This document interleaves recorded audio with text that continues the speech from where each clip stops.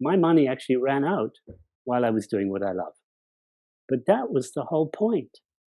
Okay. It's not about money at the end of the day. Doing what you love is about doing what you love. It's not about trying to produce a result of more money or success or anything in external terms.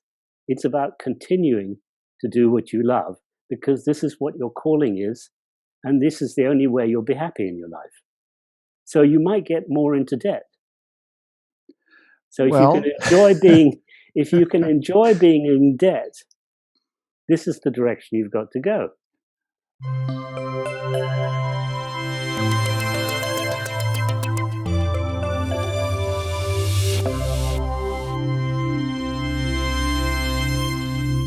You're listening to Mind the Shift, and I am Anders Bolling. Welcome. You know what they say, time is money. Money is like muck, it's only good if it's spread. And the band Pink Floyd said, money, it's a gas. And you know this old saying, money makes the world go round. Does it really? My guest today is Peter Koenig, a man with quite unconventional views on money, but truly worth thinking about. He was born in Britain in 1947. A business career in sales and professional real estate management took him to Switzerland in 1973. Some years later, after an MBA degree, he had a life-changing epiphany. He realized that he needed to love what he was doing for the rest of his life, and not only that, he understood that all business must be based on love. For this to occur, a transformation in our relation to money is necessary. Personally, as well as in business, in society, and globally. These insights led Peter Koenig to create seminars, conferences, and workshops, and to train others to see business and money in this different new light. And it made him develop many more projects and ideas, which I hope we will be able to explore a little bit today. A warm welcome to the show, Peter. Thank you, Anders. It's a real pleasure.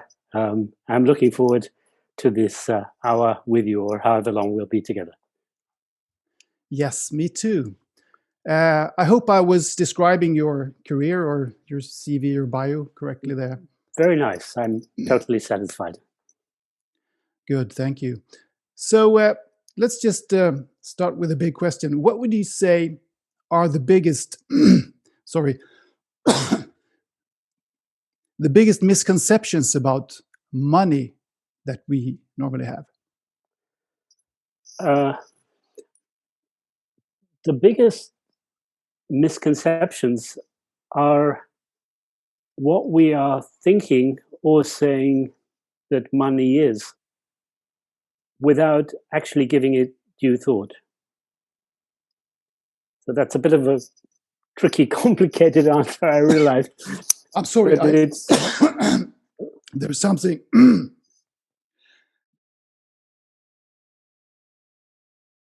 This thing with my throat. I will definitely have to edit this, but you needn't edit it, because what I did say was that it's what people think and say what money is. So what you say money is actually from your throat. Oh, that's good. That's very good. It's from your throat, and it's very important, because what you say money is actually has consequences on your life. This was the real revelation to me, which I hadn't learned in school or university or business school, even though I even studied economics twice. There's no. How did that revelation come to you? How did that insight come to you? Through research. I really wanted to know what money does with me, with us as human beings, and what we do with our money, because I saw such strange patterns of behavior with it. Not just inside myself, but when I started experimenting to get an answer, how does money work? What is it really? I actually started bringing little groups together and playing money games with them. and saw extraordinary behavior there. And it took me 7 years, actually, to get to the answer, to the bottom of what I was looking for. And what was the answer then? Well, the answer is what I just said at the beginning, and I explain a bit more. But it is about that money is not what you think or say it is for most of us. So it took me 7 years to ask the proper question. That's why it took so long, just to ask the question, what is money for you?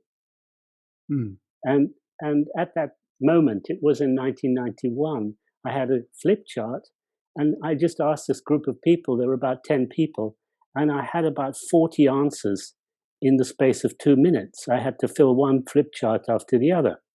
And then I looked at all the things that people had said, which everybody was convinced about. That everybody is convinced about their definition. And then I saw, well, many of these definitions are totally contradictory. So that So what were the definitions like? Money is security, money is peace, money is happiness, money is success, money is love, money is my self-worth. And on the other side, money is a prison, money is insecurity, money is loss of power, money is war, money is just everything potential under the sun. And then I looked at this, with this group, at this whole list. And I said, well, look, if money is all of these things at the same time, what is it really? It's like another question, the second question. It can't be can it be all of these things at the same time? If it is all of these things at the same time, and it looks as if it is, because you or we have all said, and we're all convinced of our definitions, and I said, well, there must be a meta definition here. And that was the key moment, to arrive at this meta definition. Which is that it isn't what we think it is. First of all, it's not what we assume it is just without even giving it a thought. But what I was interested at that point is, well, how does it work? We're calling this thing money, and how is it working? And the key was then to see that it works through the process that we call projection. That was the real epiphany. So Carl Gustav Jung used this word epiphany, if you know the psychologist who... Oh, yes. I've studied him a bit. I know him right. well. So I'm fortunate that I live in Zurich, which is not just a financial system center, but the center of his institute. Yeah. So I'd come across his word and his concept, and then saw, money actually, where it's located is in our head. It's not in the bank. Yeah. It's not anywhere. It's not. We call it in virtual space. It's virtual, but it's not virtual.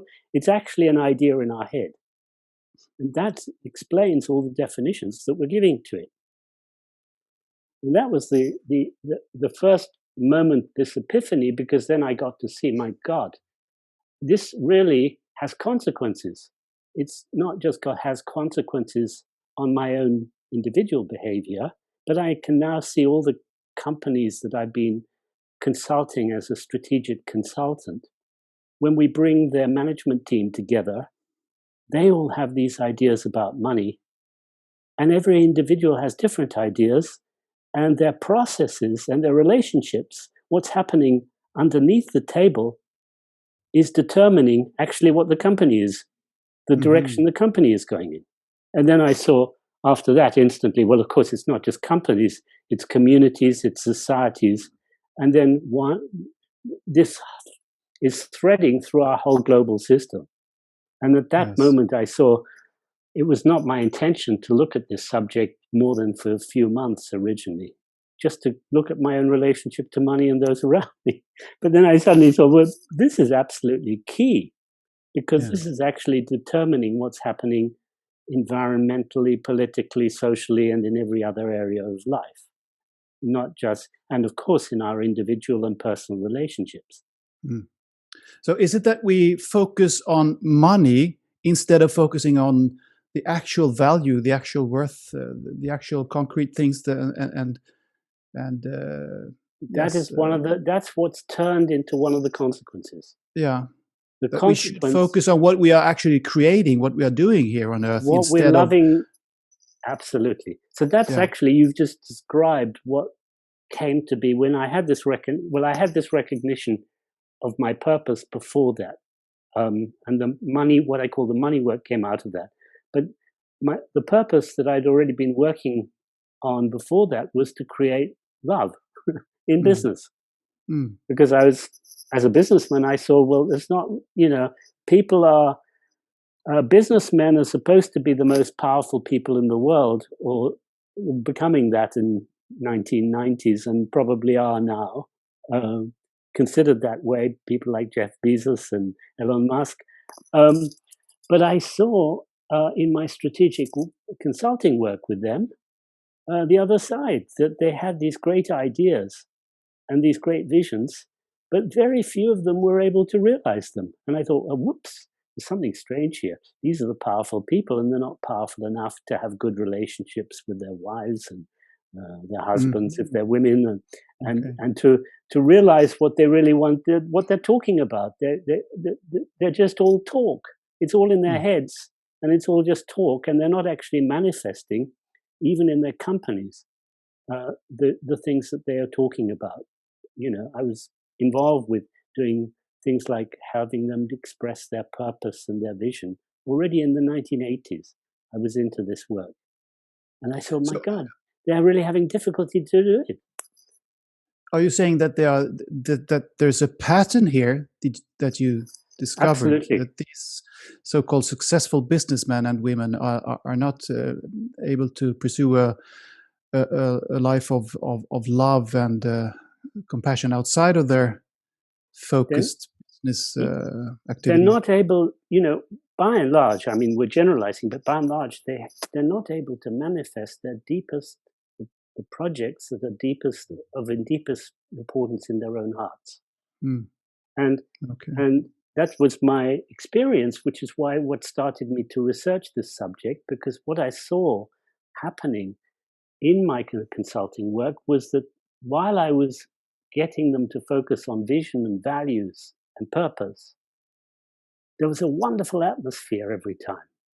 And then somebody would say, well, we must look at the money Hmm. and create a budget for this great project. And it was like, um, money came through the door, and all these visions and values and the whole atmosphere changed and went Okay. flying out of the window. And this Huh. is still happening today.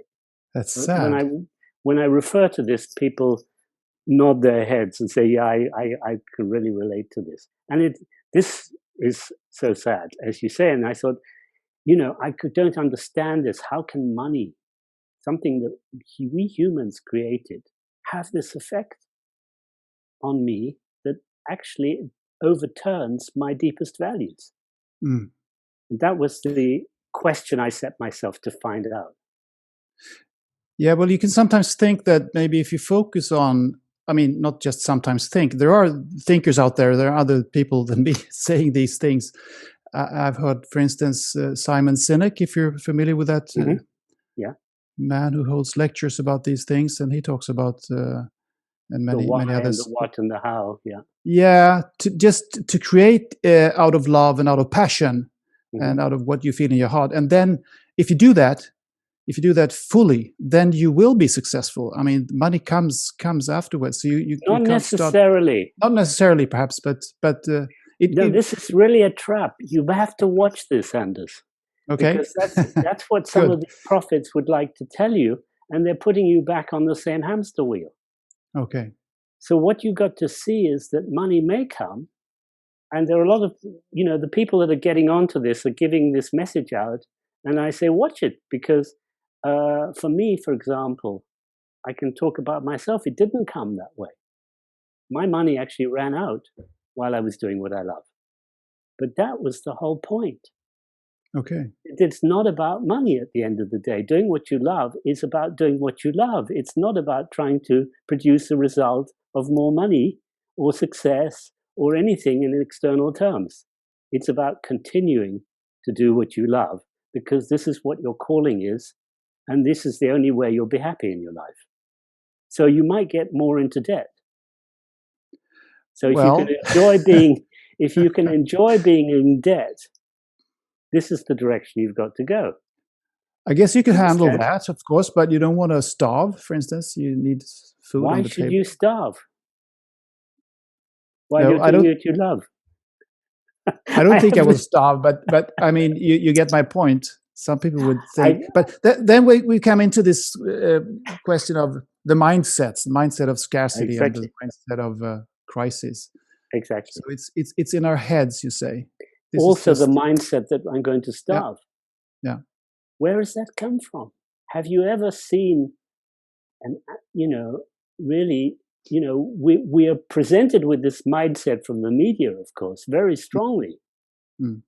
But none of us who have this mindset have experienced it in our lives, basically, No, it's particularly always in the the worst Western case world. scenario. It's the worst case, and we're presented. And you know the consequence of that? If you have this mindset, you will start hoarding. Yeah. And what does the hoarding create? Well, it creates in the third world maybe people starving. You mean if we hoard, people in the third world starve? Possibly. If you look at the cycle there created by this mindset, Yeah. But then you're referring to money as if it were some kind of zero-sum game, which I believe it it's not. is, yes. No, in the system, it's a zero-sum game. In the system that was created 350 years ago, it's a zero-sum game. In terms of the ability to create it, Mm. it's you can create money, as we see Donald Trump has been doing, and others. Mm. You can create it infinitely, but as soon as you put it into a system which is counted, Mm-hmm. it's zero sum. So it's like having people with money around a table. If you move your money to somebody else, they're going to have more and you're going to have less. As soon as you put it into a bookkeeping system, it's zero sum.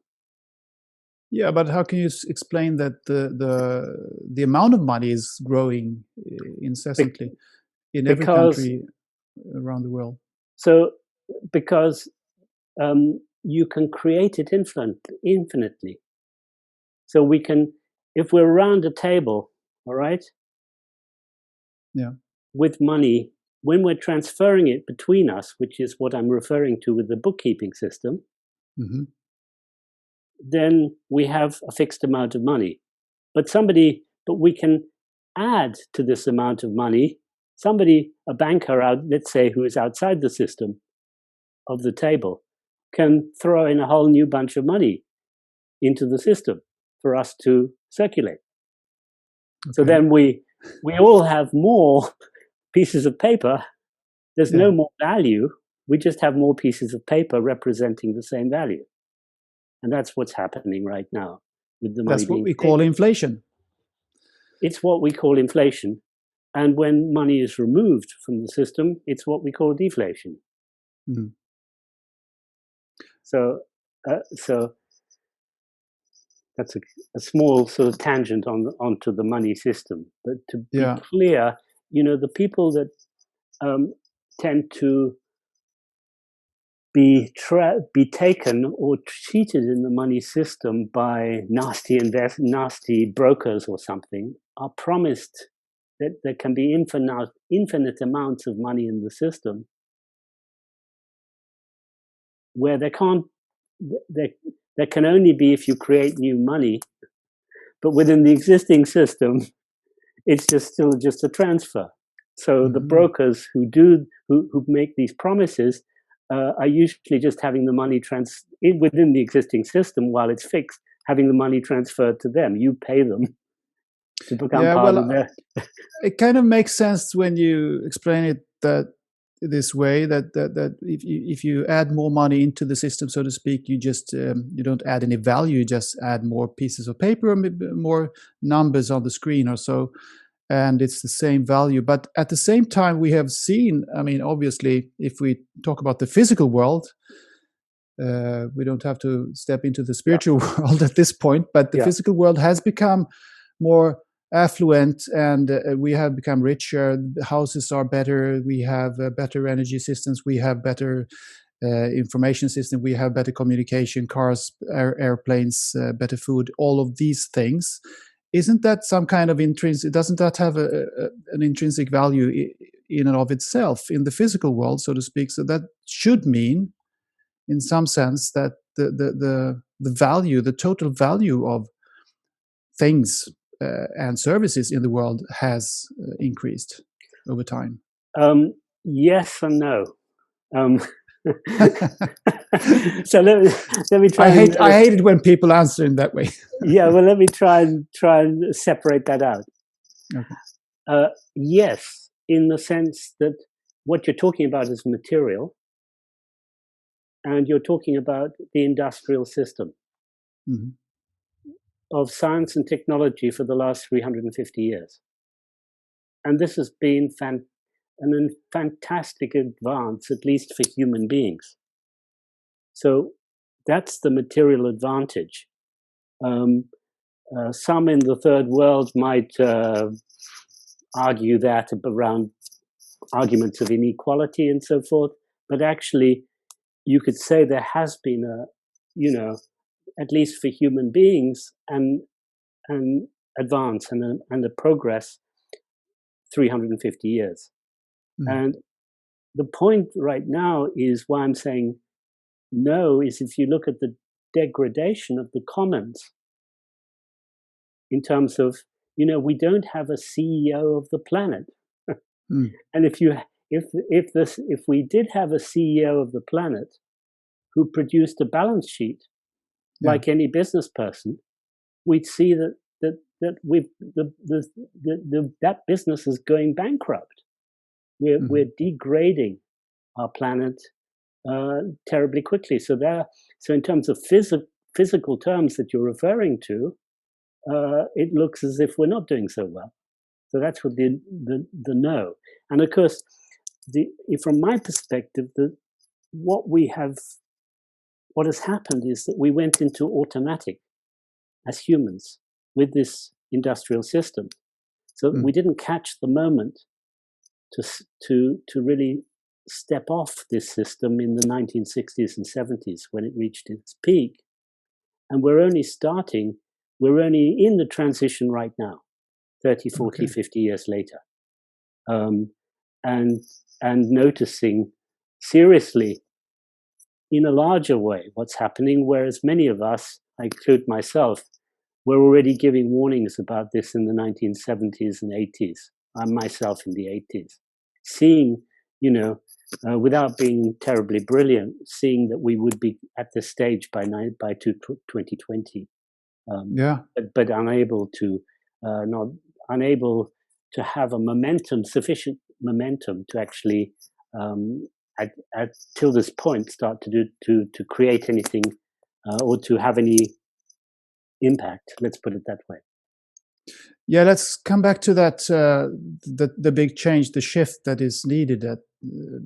That kind of new economic system or money system or whatever other kind of system that we need to introduce from now on. But going back to the environmental destruction of the earth, that you say is the negative side of this. It looks on the surface as if we have been increasing the value for hundreds of years, but you say that maybe if we look more deeply, we haven't, because there is a balance sheet there where the planet has taken the toll. But I think myself and others are also pointing to the fact that economic growth has led to better handling of the environment, actually, and we have been able to, within the economic system and by increasing technical growth in the technical sector, we have been able to diminish emissions of pollution of different kinds, and we have been able to have cleaner waters, cleaner air all over the world, even in places like China now, which was very much the bad air in Beijing and Shanghai was talked about a lot 10, 15 years ago. It's not as bad anymore. And you know what it looked like in Los Angeles, and not to speak of London in the 50s. It's all become better. And also, if you look at the health of people, well, then we are back to human beings again, of course, but health has become better as well in this process. I mean, there are a lot of things that have become better, not only money, I mean, not only technically, physically, as you are referring to, but there are some other softer values, so to speak, that have become better, that have increased during this period of very strong economic growth. So I'm not sure. I'm completely with you there when you okay. So this you with your statements just now, you've introduced an extremely controversial subject, and there would be many. Not myself, but there would be many that would counter you. And with my age, you can see my white hair on the podcast. You won't be able to see it, but I still remember being in London and being able to drink tap water, which tasted good. Nowadays, it doesn't taste too good if you drink tap water in London.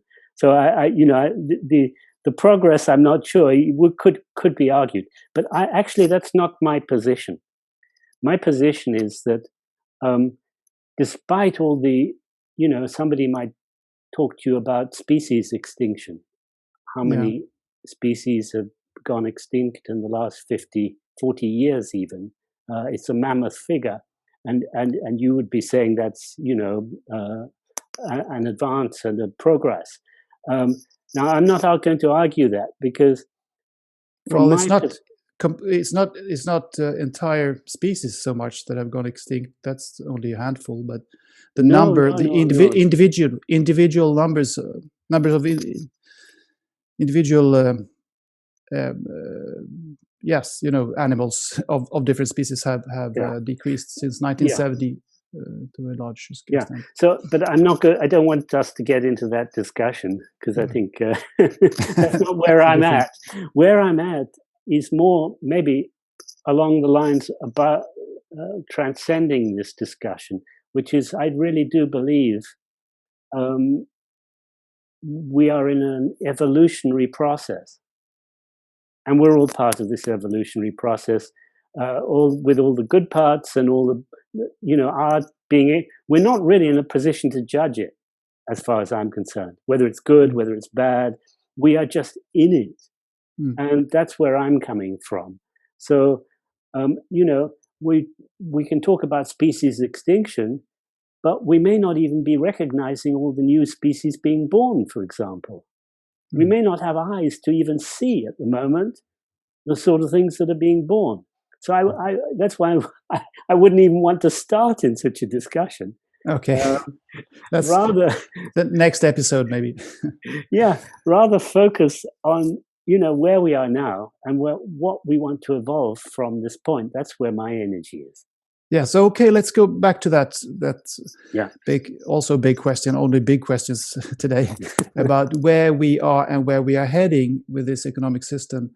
You say that we are at a pivotal point right now, around 2020, and you foresaw this a couple of decades ago. I call it a transitional point rather than pivotal.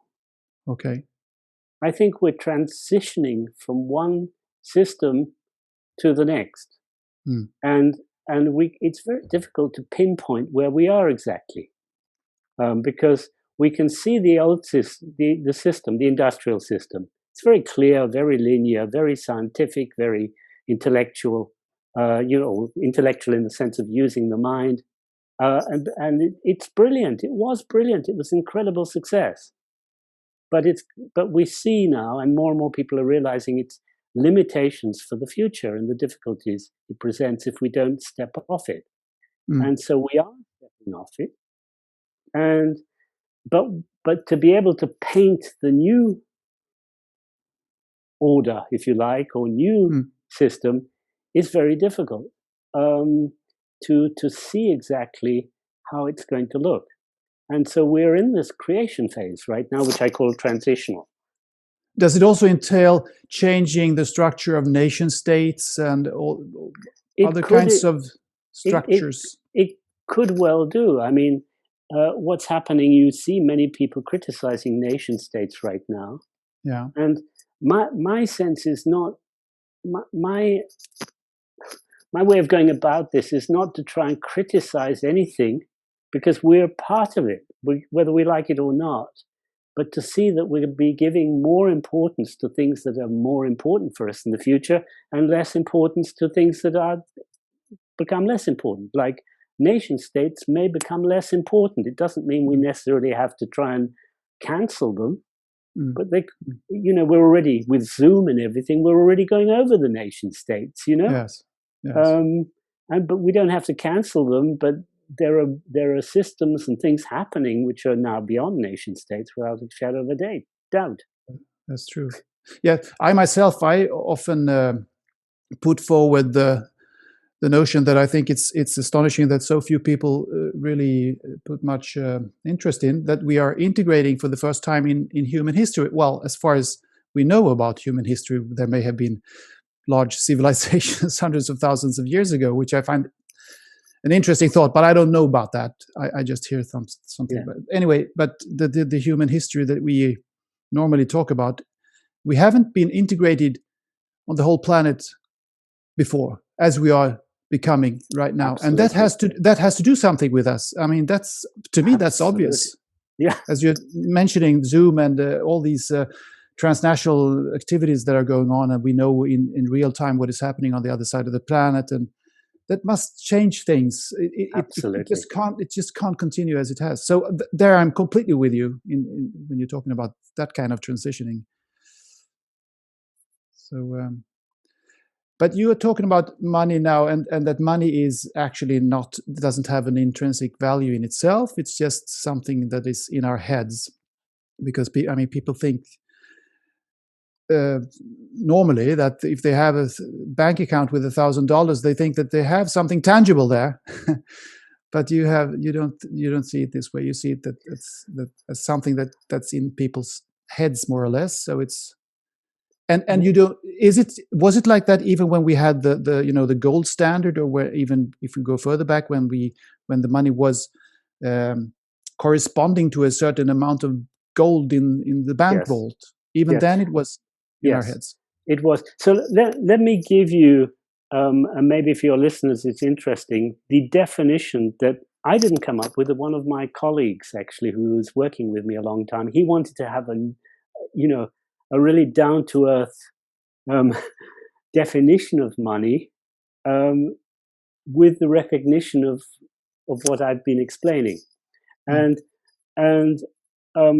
what he came to is that in order for something to be money, and you probably know, Anders, many things have been used in money in history, like coils and salt and stones and shells and all sorts of things, not just gold, not just metals and paper and now virtual. So he came to the point that there are three conditions that must be fulfilled for us to call something money. Okay. It must be transferable, it must be retainable, and it must be countable. So I agreed with him on that. He had to do some persuading to get me to agree to what he was coming up with, but in the end, I love it. So those are the three conditions. Now, the definition is that money is any medium. So you can use salt, you can use apples, you can use shells, you can use paper, it's any medium onto which you associate certain attributes. Now, attributes such as your security, your existence, your happiness, but also source of conflict, a source of war, any attributes onto which you associate an attribute or attributes in such a way that it appears, and this is the most important word, that it appears that these attributes are transferable, retainable, and countable. Mm-hmm. Okay. So if you look at what I'm saying here with this definition, or his name's Charlie Davis's definition, you can see that if you think money is your security, then if you've got $1 million, you'll think you'll be more secure than if you've got $500,000. Yes, that's true. Because this is how it appears to you. Yeah. And this is the definition, this is the suggested definition of money. If you can understand this definition, you understand a lot, because you see it's all to do with appearance. It's not actually to do with real reality. And this fact has real consequences. So if you're saying, I need money to exist, or I need money to feel secure, you're going to start developing a pattern of behavior in your life to run after money, because what's happening is that actually you've exteriorized your feeling of security and projected it onto money. Yes, and maybe even your existence. Maybe even your existence. So you start running after money, and that immediately you're on the hamster wheel. And you think that if 1 million won't do it, but 10 million will. Yeah. And when you get, there's really no end to it. There's no end to it. So you get to 9 million, and it'll already be 20 million that you need. Yeah. And so what you see is that the resolution, if you're conscious enough, so this is all about consciousness. If you're conscious enough, you see that you're on this hamster wheel suddenly. And then you ask yourself, well, how do I get off it? And this has been my work. This has been what I call my money work, to help people to reclaim these qualities or attributes that they've projected onto this thing we call money. So what you need to reconnect with is the part inside of yourself, which has been there all along, has never disappeared, but you've disconnected from, which is your inner security or your existence. So people who are running, for example, after money because they're frightened of their existence, in their running, they've disconnected from their present existence. Yeah. Can you see that? Yes, yes. I mean, would you say it's the same thing as some people call it your higher self or your soul or your connection to source? I mean, there are so many definitions of this. Yes. You've disconnected, but you've actually, with my work, what you do is we're diagnosing what parts you've actually disconnected from within your soul. So it could be your security, your existence, your self-worth. It's your ability on the other side to be a source of conflict, which can be very useful sometimes. If you think money is a source of conflict, you'll push it away from you. You're more likely to get into debt. And you'll criticize capitalists, people who have money, and say they're bastards. I'm poor, but look at them. And you'll just criticize them. And you'll say, I'm a nice, harmonious guy. I really love harmony. And they're the ones that are creating conflict. Yeah. Trouble is that doesn't help you or anybody. So with my work, I help that person to become a source of conflict. And would you say that this is even the explanation for people being left wing or right wing, when it comes to money, the money issue in any way? I haven't sort of generalized it in such terms, but I understand. What you're saying could be true. Could be part of the explanation. Yeah, but it's. I found it's dangerous to try and generalize, because the fascinating thing, Anders, is that each of us has a different setup with money. When in my work, I've been doing this work for 30 years now, looking at people's relationships to money, and I see that the fascinating thing is that everybody, if I'm talking about the attributes being projected, has a different set. So we don't talk about money. It's such a taboo subject normally, so privately or with families. Yes, it's really fascinating. Yeah, but if you put this on the table, and this is what my work has been, you see that everybody has a completely different relationship to it. Mm. And this becomes fascinating for everybody who's sitting around the table, because for somebody, money for me is freedom. And somebody on the other end of the table says, well, it's an absolute prison for me. Yeah. Somebody says, money for me, if I had some more, it'll make me happy. And the other person says, gosh, it'll be a real heavy responsibility if I get my, when I get my inheritance. I don't want anything to do with my inheritance because it's going to be a real burden for me.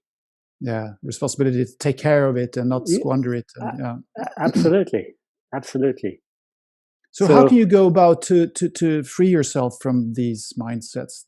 So what I developed, thanks to Carl Gustav Jung, and he's starting from his notion of projection and recognizing that money works through this process, was a system which is in use now, which I've been using and I've been training my practitioners to use, which is helping us to reclaim and reintegrate these parts of ourselves that have become disconnected from.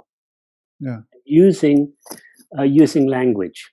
So it's a very simple and it's a very quick, in many instances, system. So, for example, if there's somebody you've come up with existence, so let's just use that one.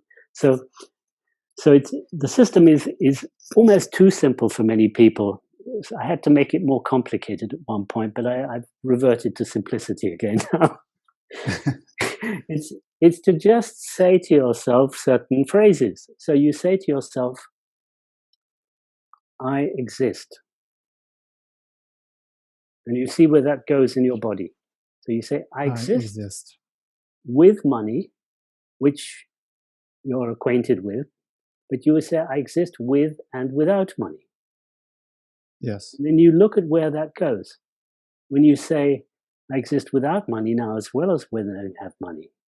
Now, your head will realize that actually that touches a deeper level of truth, because you can look at the existence of a tree, a dog, a cat, and a cow and see they have no money and they exist.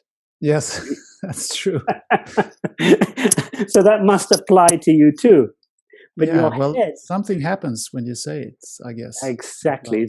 And you have to say it out loud, don't you? Or you don't have to say it out loud. You can say it to yourself, but it's sometimes helpful to say it out loud. So you're open and you can feel it and you allow it. Sometimes not everybody's so open to this, but you allow it into your body. You're actually telling yourself at the first instant a lie to your mind. You must know that. Because if you want to change something, what I discovered, you need to tell yourself a good lie to your mind to start off with. Otherwise, if you keep telling yourself your old truths, nothing changes. So this is a good lie. I exist with money and without money. And now, well, it's not a lie. It's the truth, isn't it? For many of your listeners, you will see if they're going through this, they will say, "Well, I can't manage this. This is a lie for me. I really need to have money. Otherwise, I won't be able to exist." Okay. I would say that I get it. 50% at least of your listeners will be there, because this is what I deal with every day.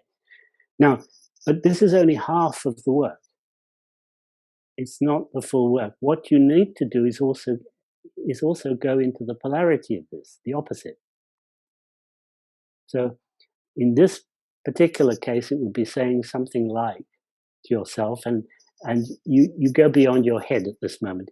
Just try saying to yourself, I don't exist. I don't exist.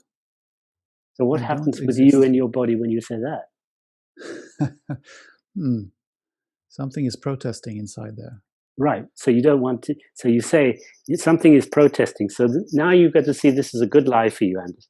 So you say, now I'm going to say, I don't exist, and I give myself permission not to exist. I don't exist, and I give myself permission not to exist. What happens there? Well, that latter part of the sentence is, of course, more sympathetic, so that feels better. So something is moving. Can you see something is moving in your emotions or in your body even? And then we go further. We say, I don't exist, and it's okay. I don't exist, and it's okay. Now we're getting into Zen here. I can feel it's like... Can you feel the movement? Like meditation almost, yeah. Right. So now then we go further. We say, I don't exist and it's cool. I don't exist and it's cool. Wow, that's kind of yeah, that's kind of cool. As you say. To be able to say and to be fine with the notion that you don't exist, and on some level realizing that you actually do exist, but you persuade yourself, convince yourself that you don't exist. Well, that's kind of interesting, yeah. And it's liberating in a way. That's right. So that's what we're talking about, the liberation, you see. So now imagine that you're doing that, for example, with security or freedom. So you say, I'm free with money and I'm free without money. I'm free whether I'm in debt or I'm not in debt. Mm. Okay. And now you go into the opposite and say, well, I'm unfree. I'm in prison. And if you can get to the point where you say, I'm in prison and it's really cool. Mm. You might yes, I can understand that this does things to people when they practice this. So it does things to you. It's liberating you, as you say, but what it's also doing is liberating your money. Okay. Because while you're running after money, with this fear of your existence, fear to lose your freedom, fear to lose your security, you will be putting it in the bank and hoarding it there. It'll be held, it'll be frozen. Your money will become frozen. Because you'll have fear of spending it, because you'll fear, subliminal fear is to lose your freedom, your existence, and your security. Now, when you can find it cool to be unfree, cool to not exist, and really cool to be insecure. Yes. Then you will just spend your money and you will have a ball. But what will you spend it on? You will start spending it on things that you love. Mm. And you'll free yourself to start doing the things that you love. Because otherwise, what's happening till now is that you're working your ass off in doing things that you don't love to earn money, in the hope that in the future you might be able to get off this hamster wheel. Yeah. But that's an unrealistic hope unless you arrive at this point of consciousness. So this technique that you just described, is this what you call the Peter Koenig system? This is part of it. This is what I call the money work in the Peter Koenig system. Okay. Yeah. And then you have something, you talk about something that you call source work. Source principles or source work, yeah. Source work and source principles. What is that?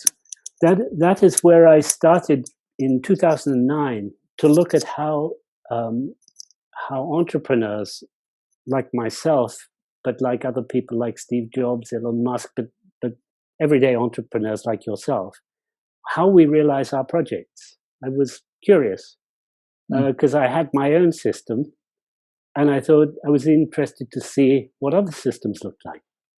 And so in Quebec in 2009, I brought a group of entrepreneurs together and said, I'd like to share and know what you do. And to my great, great surprise, I discovered that we all did the same thing. Oh. And then I started continuing this research process in Brussels, in Berlin, in Paris, in other centers. I brought groups together and discovered we all do the same thing. And it's not what I was taught at management school.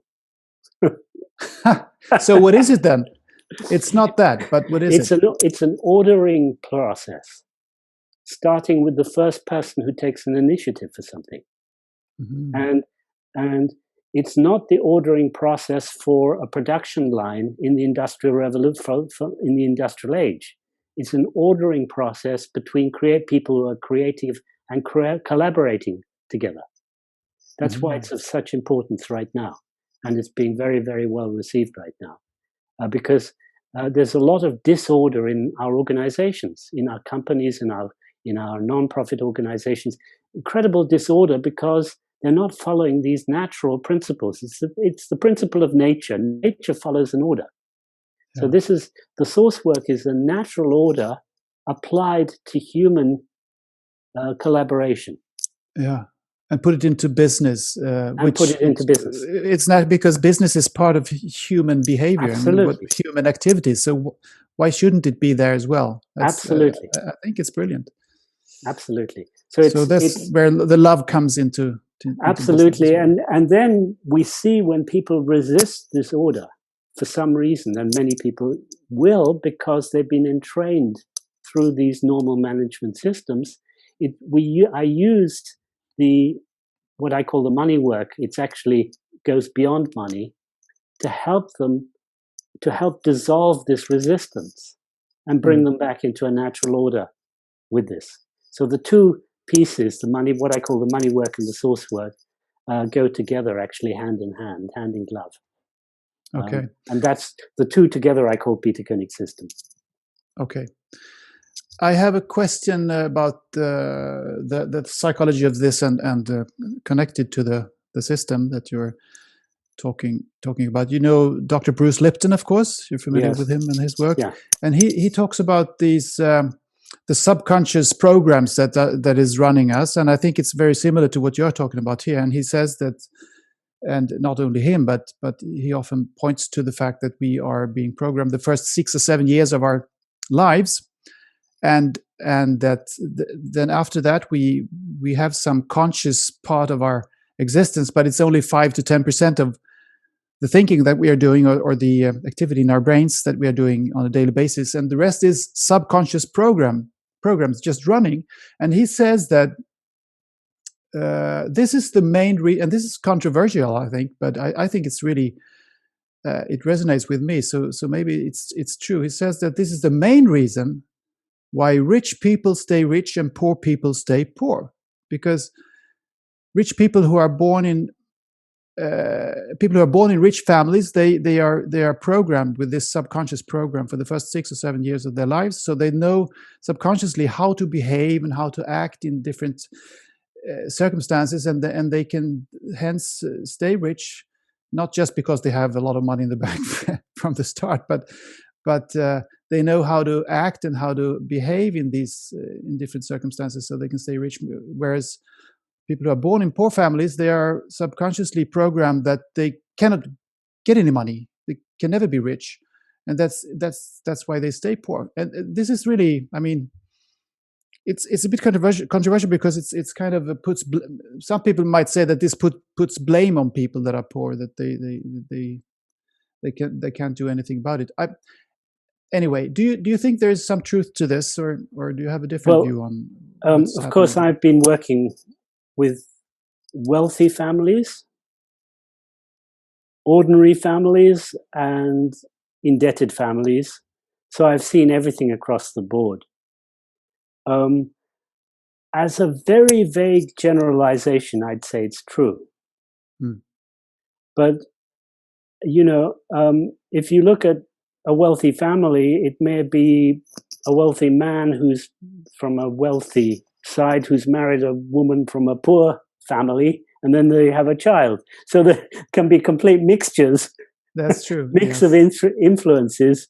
And if we go back over several generations, it's what I was referring to before. It becomes very, very individual. And even between children in one family, the relationships to money can be extremely varied. So there may be one brother running after money like crazy with a sister who's pushing it away like crazy. So I wouldn't like to generalize too much, but I do also like the work of Lipton's work very much. What I'd say is that the patterns of behavior around money are picked up between the ages of 1 and 2. Okay, that early. That early, with mummy in the supermarket or something like that. Yeah. Because when you're born, Anders, the first impulse you have as an infant as a baby is to take. So you're taking, the first thing you take is air, the second thing you take is your mother's breast. And life is just about taking.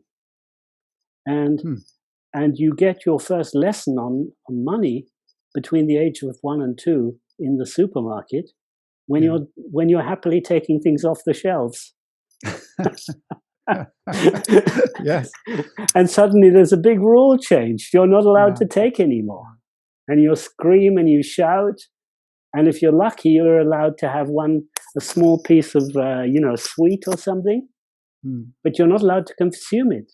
You're taken to a place at one corner of the supermarket with some mysterious person there with a machine or a card you hear money. And then you get the first message in your life. If you want to have something in your life, you need to have money. Yeah. And that's That's the chiseled first. in your That's the first of inner. Bruce Lipton's conditioning, if you like. The first Yeah. moment Yeah. is chiseled in there. Interesting, fascinating. So you have a lot of things going on still, and you have some really interesting ideas and projects going forward here. In next year in April, you have a big congress in Alpbach in Austria with an estimated 100,000 people digitally joining. What's this big congress about? What are you going to? Well, it's really looking. Thank you for mentioning this. It's really it's the 7th Congress that I've been running. It started in a series started in 1999, where I started pioneering the future money systems with some colleagues. We got so to a stage in 2006 where we were. I don't like using the word advanced, but we'd progressed so much that nobody understood what the hell we were doing. We were already thinking in terms of of things like Bitcoin or new currencies and so forth, and nobody could really understand. So I put a pause on it. But now I'm bringing it out because now is the time to be developing these new money systems, and Yes. it's already happening, as you know, maybe better than even I do. It's already happening now, and it needs to have this advanced intelligence, and particularly more than intelligence, it needs to have wisdom in it. It's not just a technological advance. We need to really be wise in our use of this technology. And the subtitle of the Congress actually goes back to my original purpose from the 1980s, which is to create love in business.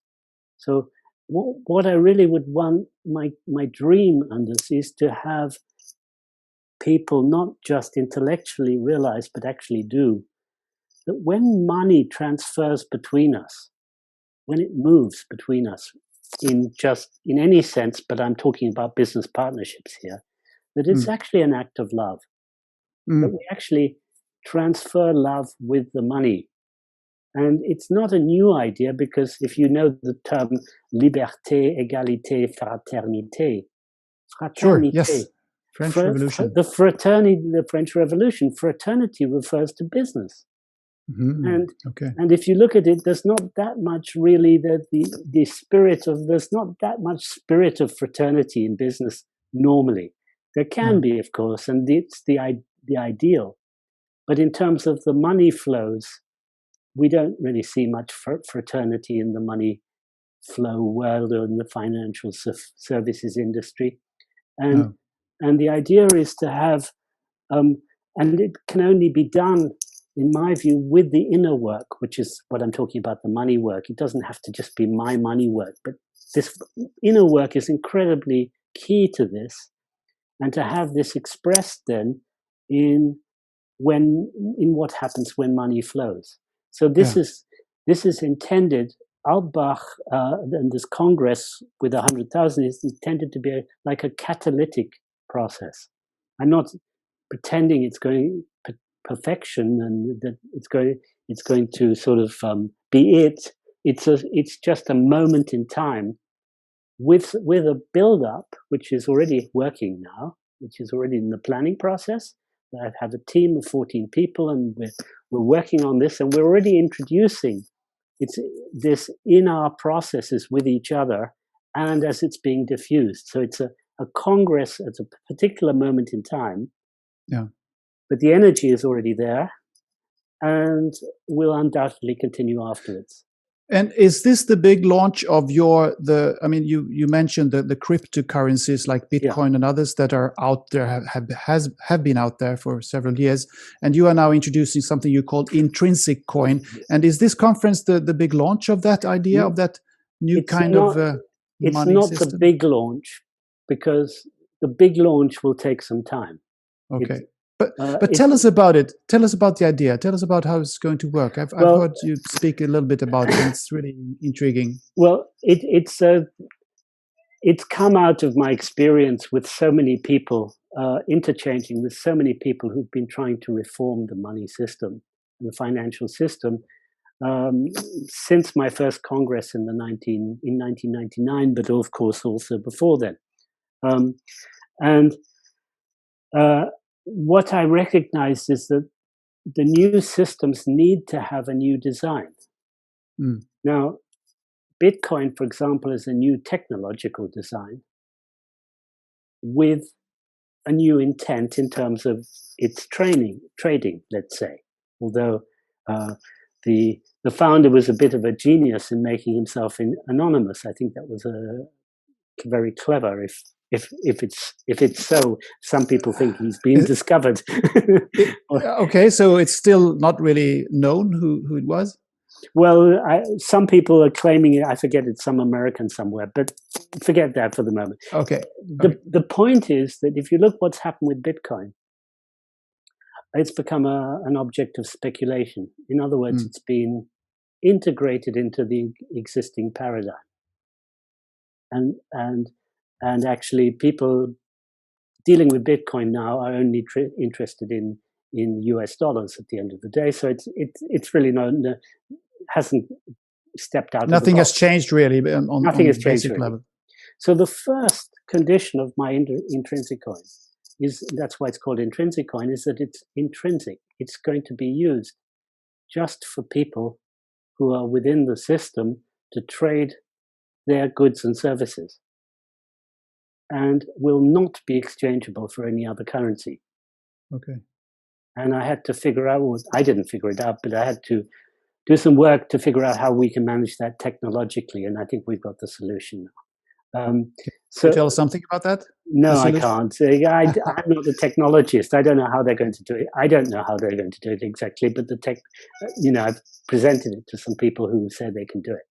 So that's the first thing, and that's for me. That's those who enter the system. They have to invest.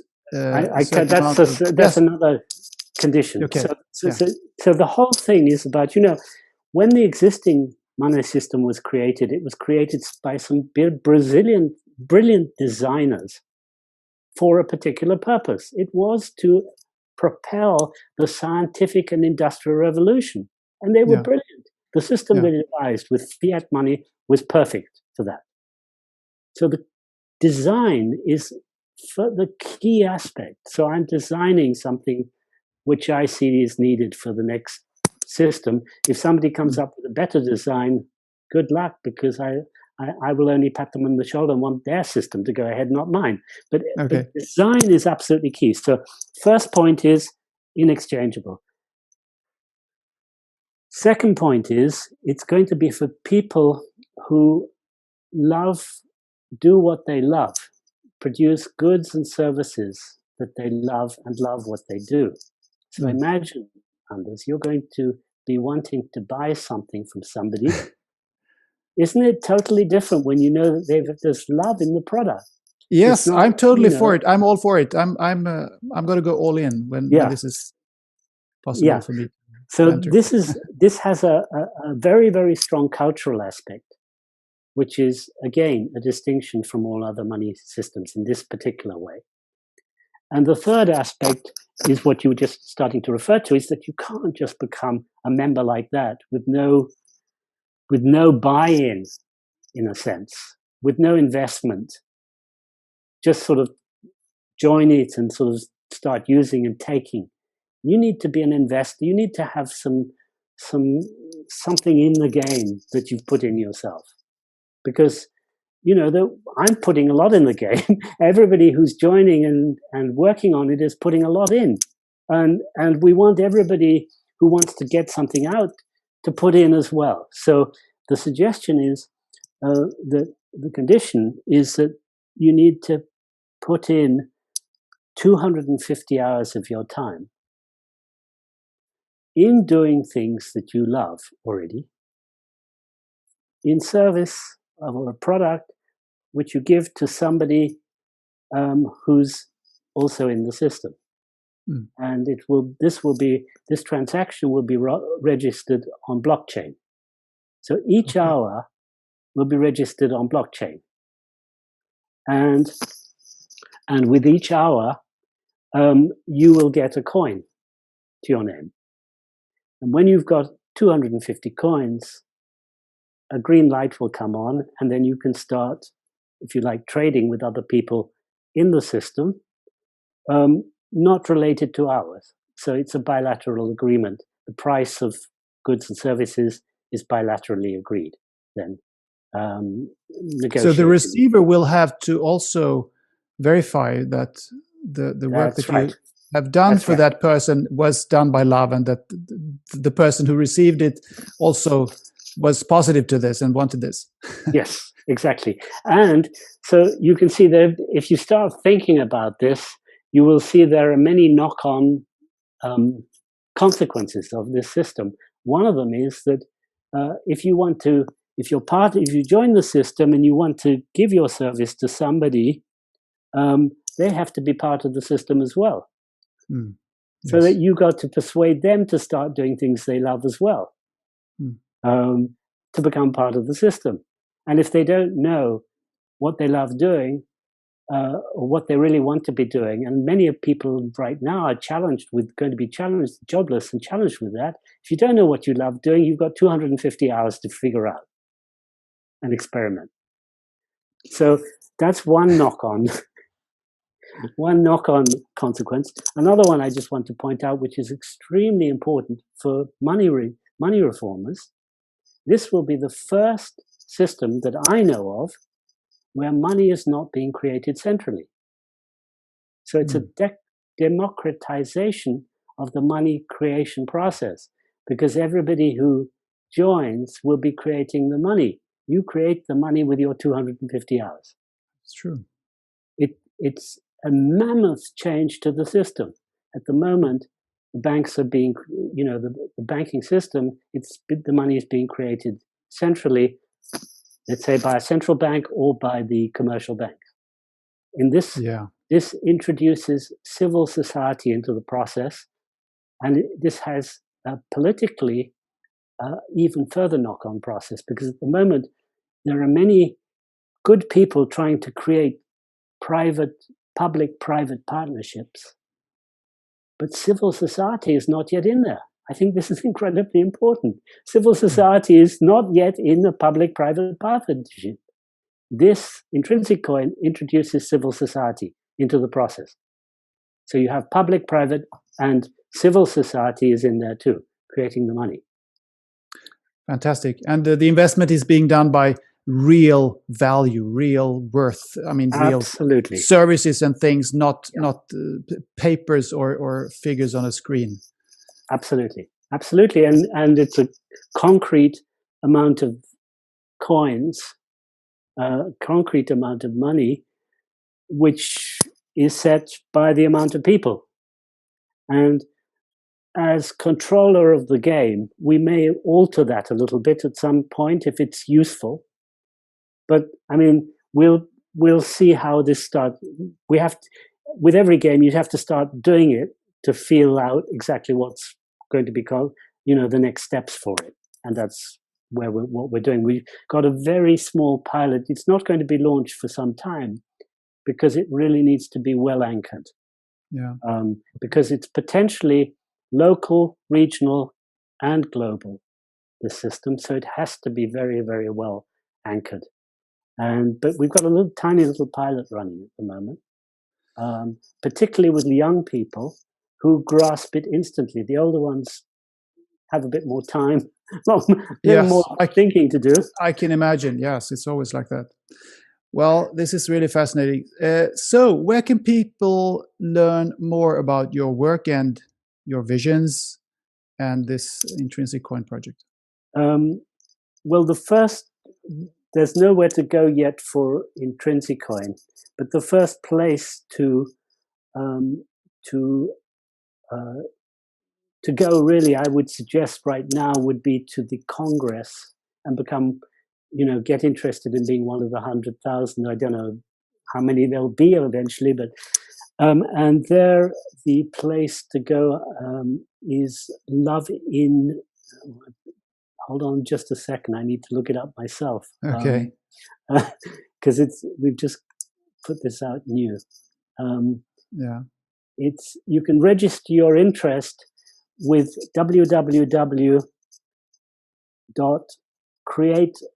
in one word. So CREATELOVEIN createlovein.business. Okay. Yeah. So excellent. If you register your interest there, that's a good starting point, and there'll be all sorts of offerings coming out within the next month or two, which relate to the money work, not just from me, but there's an online Conscious You money program, for example, where you can do this work now online. There's creating your own life masterpiece of things that you love doing. There's going to be something like how to tell your story in a good way. I have an incredible. I'm very, very privileged, and I have a fantastic group of people in my community offering various different things. So there'll be various offerings, and I think you've got an incredible group too, Anders. I'd like to be able to introduce some of your people in this too.